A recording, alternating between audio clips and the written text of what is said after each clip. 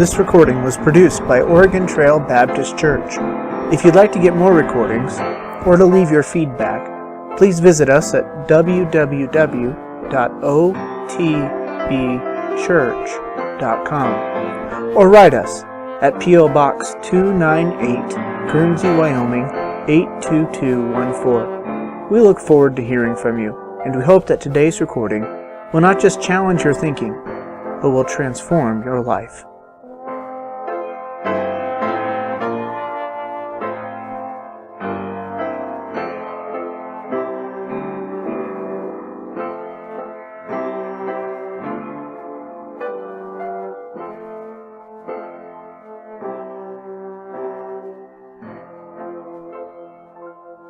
Well, let's get started this morning. We'll have a word of prayer and we'll jump back in here with the life of Moses. So, Lord, we thank you for the day you've given us. We thank you for bringing us here together. We ask that as we look into your word here this morning, you would open our hearts and minds to truth. In your Son's name, amen. So we're in Exodus chapter 4, same handout as last week. Does anybody need a handout? I think I told the printer to print two times last week because I ended up a lot of lessons for this week. Exodus chapter 4. Let's see here. We'll start reading with verse 13 again and kind of get the full sense of the passage. Exodus 4 verse 13. And he said, O my Lord, send, I pray thee, by the hand of whom thou wilt send, i.e., please send someone else. Verse 14, and the anger of the Lord was kindled against Moses, and he said, Is not Aaron the Levite thy brother? I know that he can speak well. And also, behold, he cometh forth to meet thee. And when he seeth thee, he will be glad in his heart. And thou shalt speak unto him, and put words in his mouth, and I will be with thy mouth and with his mouth, and will teach you what ye shall do. And he shall be thy spokesman unto the people, and he shall be to thee instead of a mouth, and thou shalt be to him instead of God. And thou shalt take this rod in thine hand, wherewith thou shalt do signs. And Moses went and returned to Jethro his father-in-law, and said unto him, Let me go, I pray thee, and return unto my brethren which are in Egypt, and see whether they be yet alive. And Jethro said to Moses, Go in peace. And the Lord said unto Moses in Midian, Go, return into Egypt, for all the men are dead which sought thy life. And Moses took his wife and his sons, and set them upon an ass, and he returned into the land of Egypt. And Moses took the rod of God in his hand. And the Lord said unto Moses, When thou goest to return into Egypt, see that thou do all those wonders before Pharaoh, which I have put in thine hand. But I will harden his heart, and he shall not let the people go. And thou shalt say unto Pharaoh, Thus saith the Lord, Israel is my son, even my firstborn.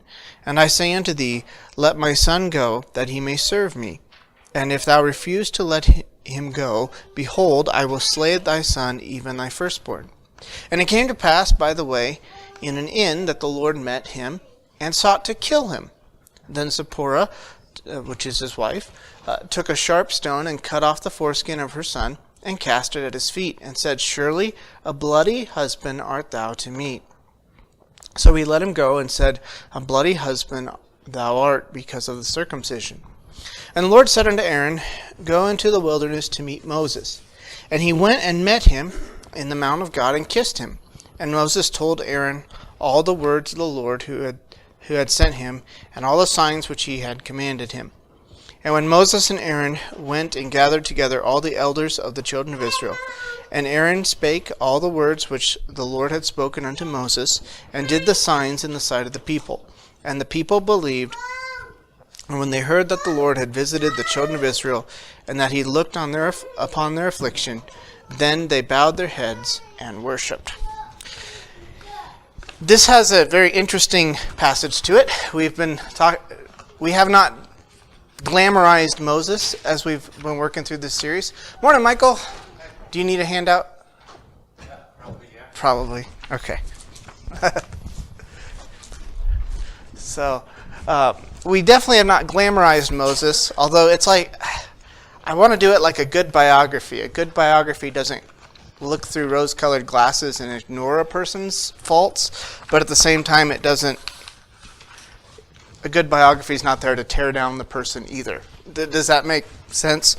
So we're on page 5 here with Moses' roadside stop. And this is verses 24 to 26. These are probably the verses you cringed at, or you're like, what is going on there as you're reading? And let me just, any initial thoughts? I mean, I put a big bubble there that says difficult passage, so obviously we're expecting some discrepancy. But what is going on here with... Why's the Lord, why did the Lord sought to kill him again? Or was angry at, well, it didn't even say he was angry, it just said sought to kill him. Yeah, so... What's up with that? Exactly. Okay, that question is what a lot of commentators have had to wrestle with. And so one reason this handout got a little longer was because I kind of added a lot more quotes. Yeah, that's a question. Why would God, after God gives Moses a task and a calling and a mission to do, why would God want to kill Moses? Well, and could it be that the Lord here was not the Lord? Oh, you mean like it was the angel?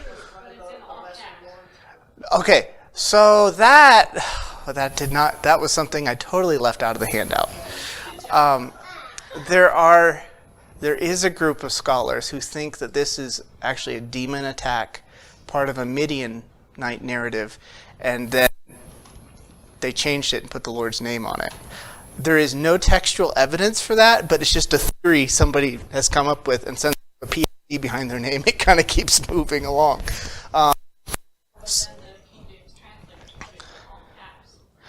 Yeah, well, but see, their thing was, by the time it got even to the Hebrew, it's been changed. The Midianite story got changed. There's a big interpretive problem with this whole section, and it deals with the word he. Who is he? And it came to pass, by the way, in the end, that the Lord met him. Okay, so I think with that one we can assume it's Moses. And sought to kill him. This is where some think this isn't referring to Moses, but Moses' son. And then was it Gershom, or was it his other son? Anyway, because throughout the rest of the passage, it's always using a pronoun. So I'm not going to pretend to have some masterful, clever idea on this passage, all right? But we are going to walk through a few things here. Top of page 6, I have a quote on how difficult this is. There are verses, these verses are among the most difficult in the book of Exodus. Not in terms of their translation, which is quite straightforward, but in terms of their meaning and their location in this particular text. From ancient to modern times, a wide range of interpretations, both fanciful and plausible, has emerged. Another more popular commentary makes this note. Circumcision was an important part of Jewish faith, yet Moses had neglected to bring his own son into the covenant, the one laid out in Genesis 17. God had to discipline Moses, perhaps by sickness, to remind him of his obligation. How could he lead Israel if he was failing to lead his own household in spiritual things? Moses later sent his family back to Midian. Wiersbe is not very technical in his commentary, but he brings up a couple good points here. What's going on here has something to do with Moses not complying. Now then there's the question of whether Moses is the one in need of circumcision or whether it's his son. And what's your take? I took it that Moses Hadn't. Okay. I think more natural it's his son because his parents would have performed circumcision there in Egypt. That's something you did at the 8th day. Yeah, his parents. You know, so usually circumcision's done to you. I mean, In Hebrew, circumcision. Okay. There is also the issue of Egyptians performed it differently.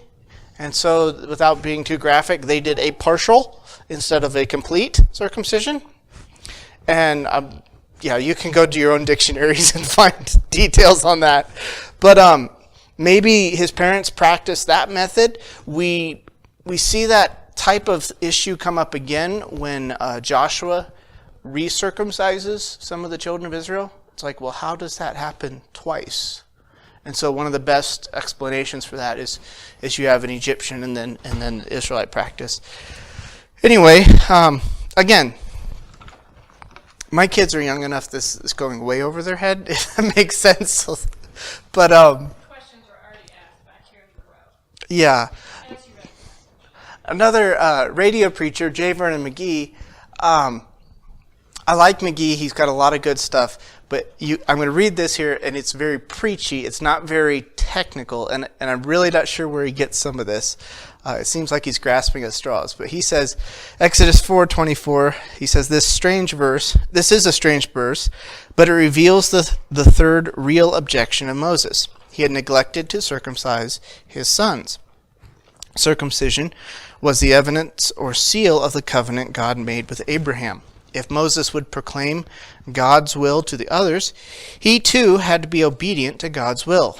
God had to forcibly remind Moses of his disobedience. God blessed Moses' home. In the beginning, his first son Gershom, meaning stranger, was born in Midian. Moses had been a stranger in his land, but he had made it his home. In Moses' married life, unfortunately, there was a problem. God called Moses at the burning bush and commissioned him to go to Egypt. Pharaoh was dead, and it was safe for Moses to return.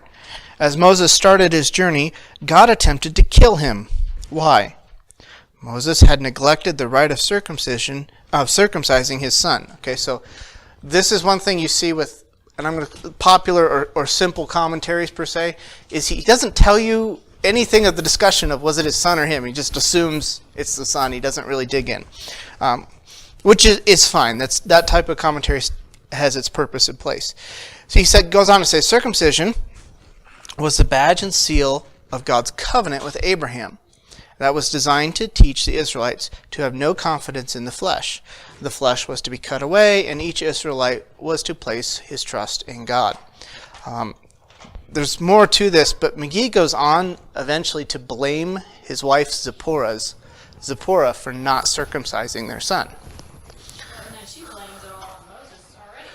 Okay, so Like she just got frustrated. Okay, my take on actions is, okay, fine, somebody just needs to do this, and she got it done. Threw it at Moses and said, okay, we're going to hold that because there's more. There's much more on even that aspect. So McGee goes to blame her when in reality she's the one who stepped up to the plate and her actions abated the problem. So McGee's not the only one. There are other commentaries who blame Zipporah and say, well, she didn't like circumcision, therefore, she was against it, so she was the one in the family.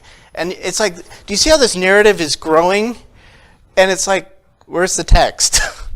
The problem with that idea is this. Midianites also practice circumcision.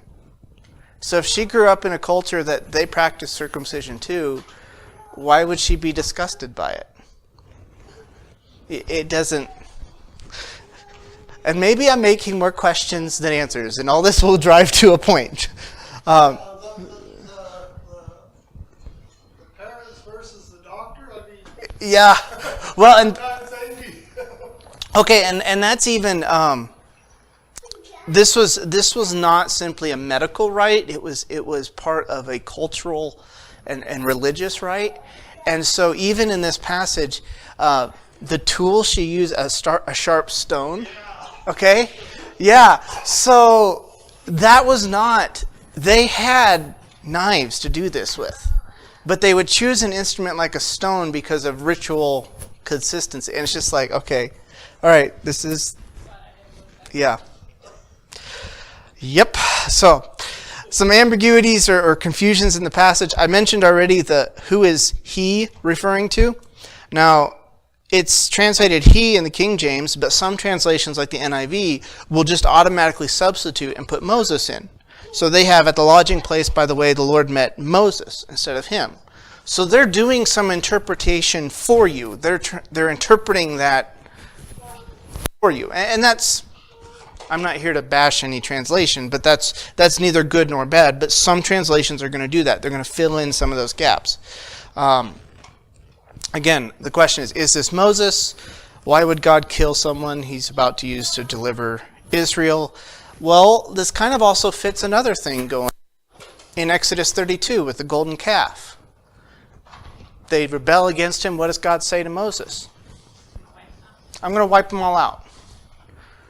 Well, was this God? I want to be careful how I word this, but was this God threatening and seeing how his people would respond? You know, I'm not sure. That seems quite uncomfortable of a thought to me that God would just threaten. But that type of issues happened before. Something else I didn't put in the lesson, there's another biblical story that echoes this one. Can you think of a biblical story that's already happened in the Bible that has some similarities with this, where you have God going to work through an individual, then just before a big event, a big confrontation, God meets with this person and... No, not that one. There's a struggle that takes place. Jacob. Just before Jacob went to meet Esau, he wrestled with God. And God, that was, where he wrestles with the angel, then at the end of that, it's break of day, and he touches the hollow of his thigh, and he's forever limp because of that. So there's some that have noted there seems to be a correspondence here of these are both side of the road events. They're both after God has met with them and given them direction, and yet both these events seem to serve purify. It may not be a word, but I don't know. Can you think of a better word? They're getting God's servant. Yeah, getting his attention, but getting him ready, like completing the process of getting him ready for what he's going to do. Anyway, that's there. Again, this was a ordinance. This was something given by God back to Abraham, and in Genesis 17, right there on the side of your page, it says, "This is my covenant which ye shall keep between me and you and thy seed after thee. Every man child among you shall be circumcised." It gives some more details, and then in verse 12, "And he that is 8 days old shall be circumcised among you." Verse 14, "And the uncircumcised man child whose flesh of his foreskin is not circumcised, that shall be cut off from his people. He hath broken my covenant." So that gets into, was Moses circumcised or not? And so right there at the bottom of page 7, an actual circumcision of Moses would have prevented his traveling for a number of days. Now, I thought that seemed pretty obvious until I started reading some other commentaries and said, no, it really could have. And I'm like, oh, wow, this is a muddled mess. Okay, now, I want to highlight something. Sometimes these tricky bit passages, as Westerners, we want answers. We want to know what happened. We want the police report. We want the video footage. But sometimes that's not the purpose of the biblical writer. Sometimes their purpose is to get you to stop and to think and to chew and to digest what's going on.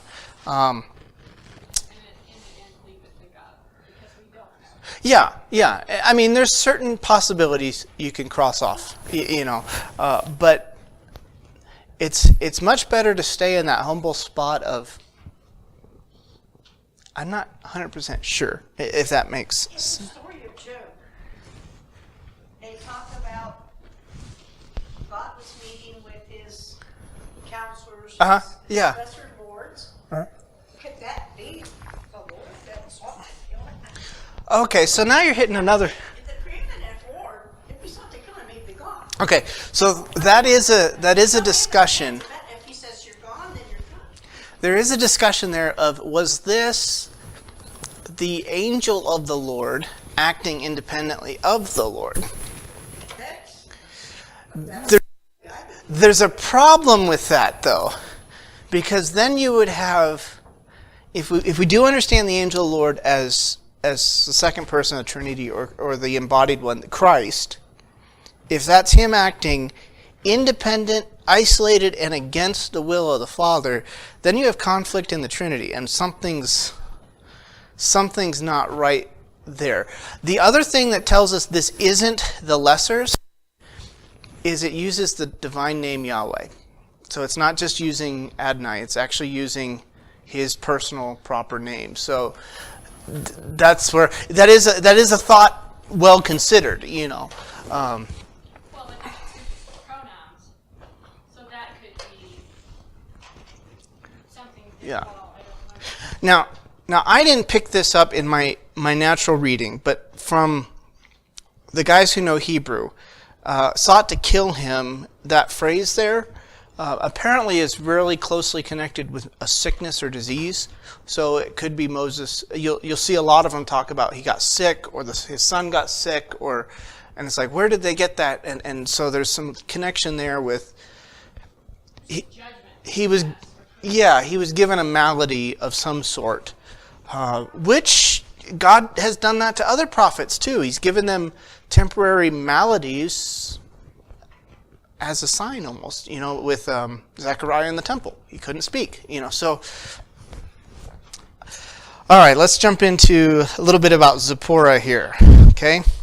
Some claim, and I'm sorry, I've gotten ahead of myself and come back several times in this lesson, so bear with me.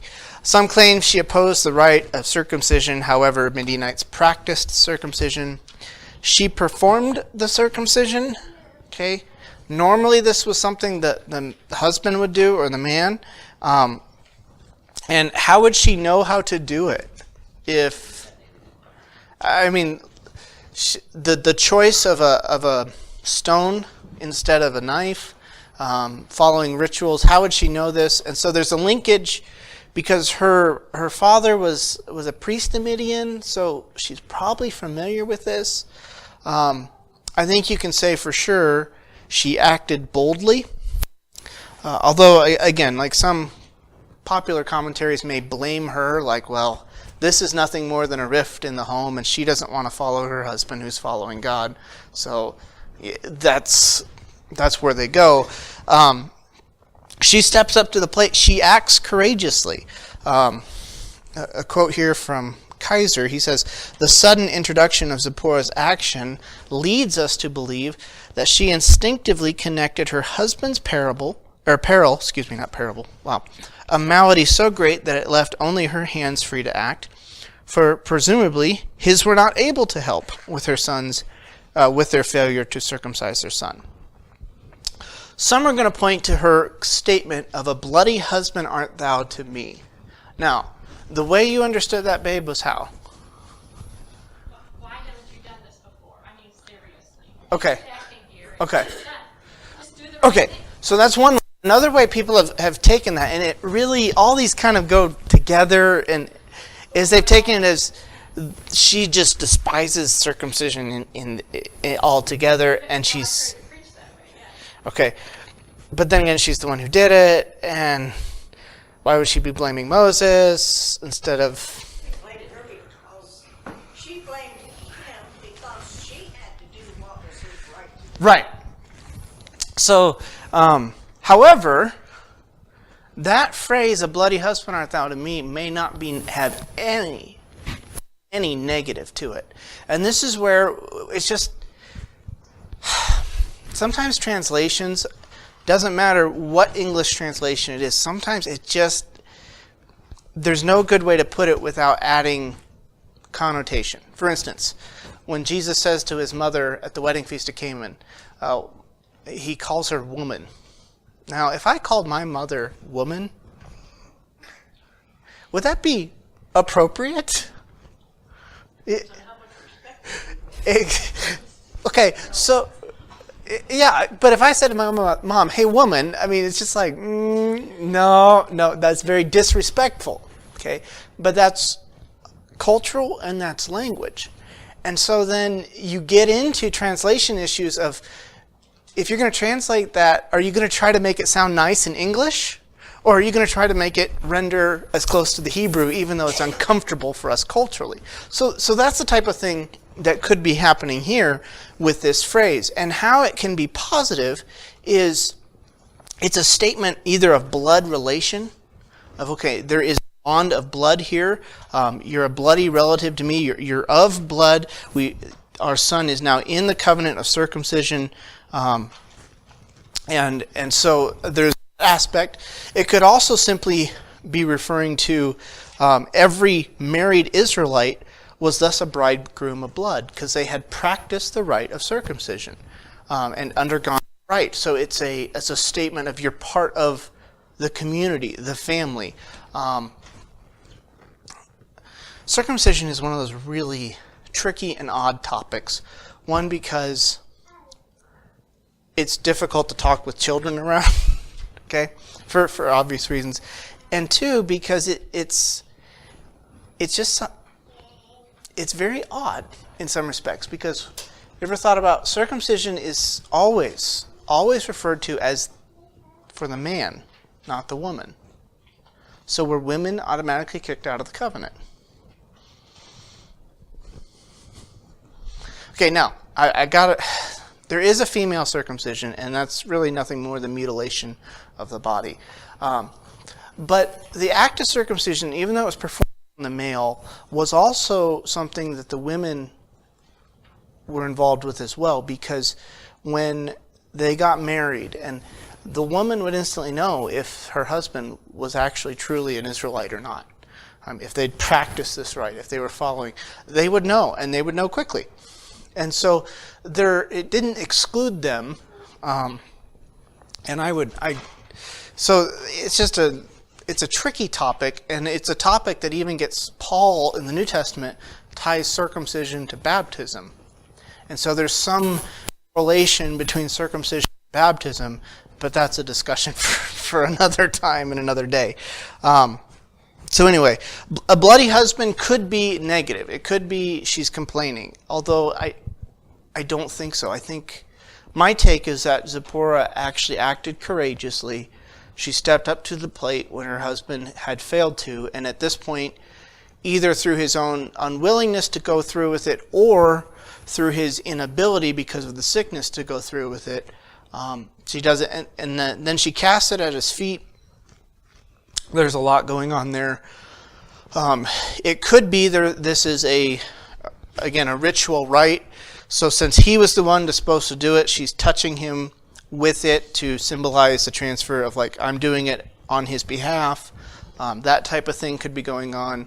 And the feet is a whole nother discussion, because that may not be the actual feet, and that's a euphemism for other parts of the body. So there's a lot going on in this passage, a lot that's very confusing.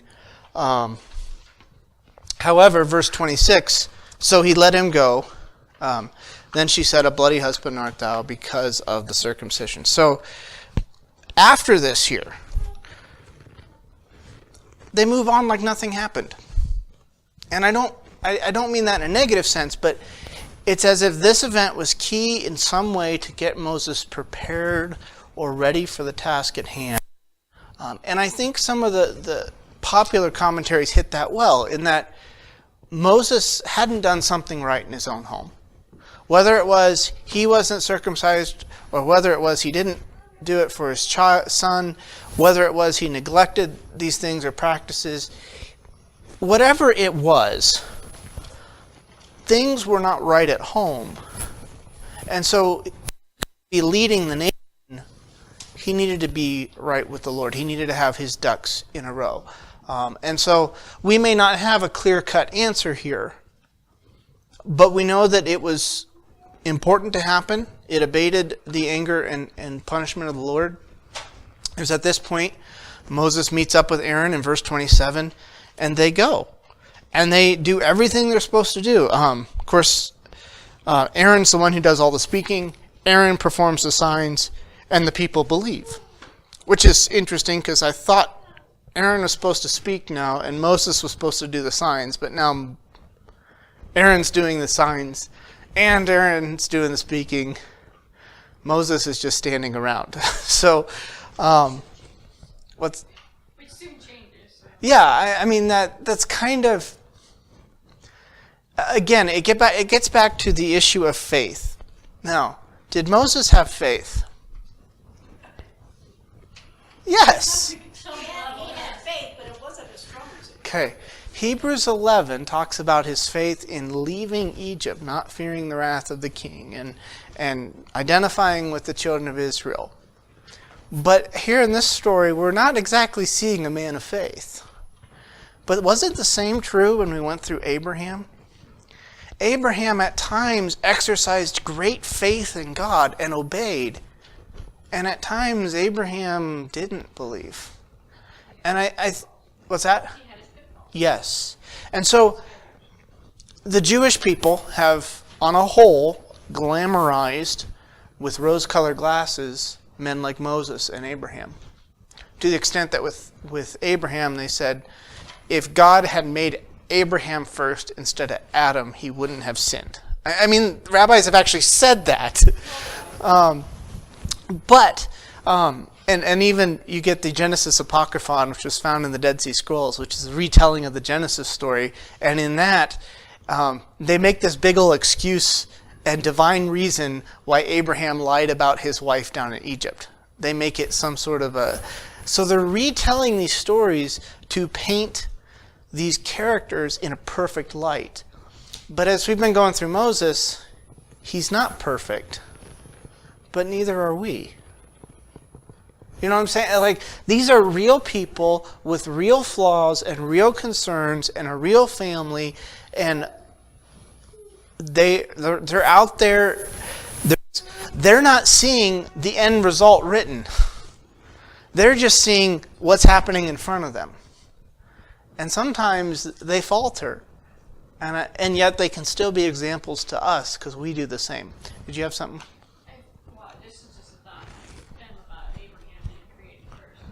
We only have, if I got my story straight, one recorded pitfall of Adam, right? Which was eating the fruit. Okay, sure. How many pitfalls do we have of Abraham?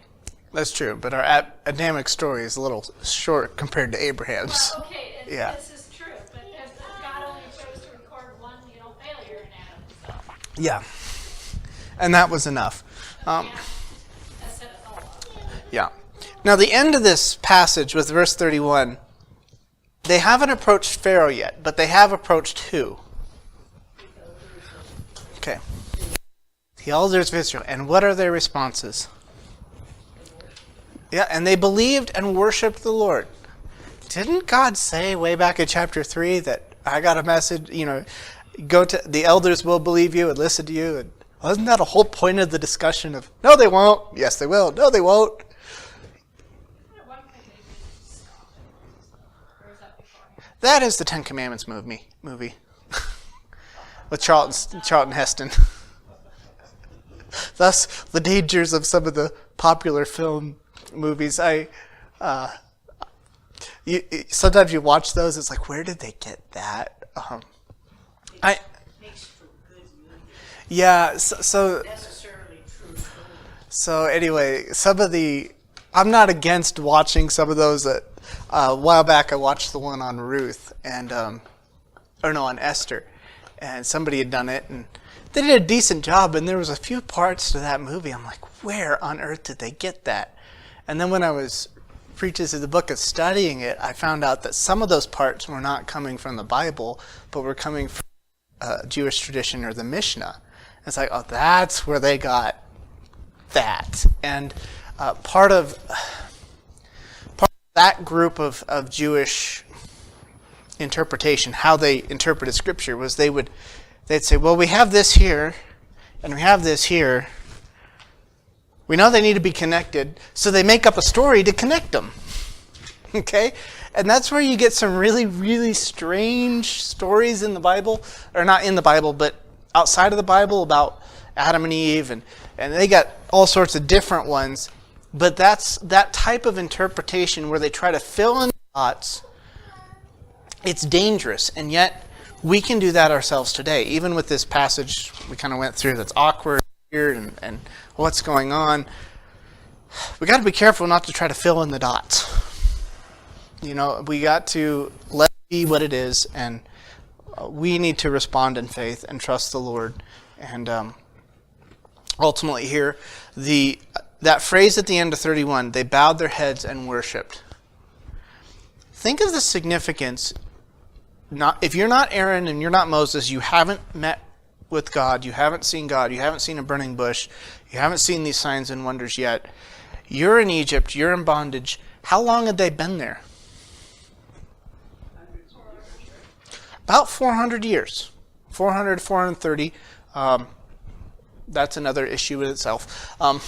But they'd been there 400 years. So let's just say a generation is about 80. That's at least 4 generations of people. That means if you're living now, your parents grew up in Egypt, your grandparents grew up in Egypt, your great-grandparents grew up in Egypt. You've only really known Egypt. And now you hear, and obviously Egypt has been a place of suffering and turmoil. And now you hear that the God of Abraham, Isaac, and Jacob is coming to deliver. He's on his way. You'd be excited. And they worshipped the Lord. So, anyway, comments or questions before we leave that one and go to chapter 5 next week? Okay, one more thing. Sure. It says he had his wife and sons. He had more than one son? Yes, he did. He had Gershom, and he had...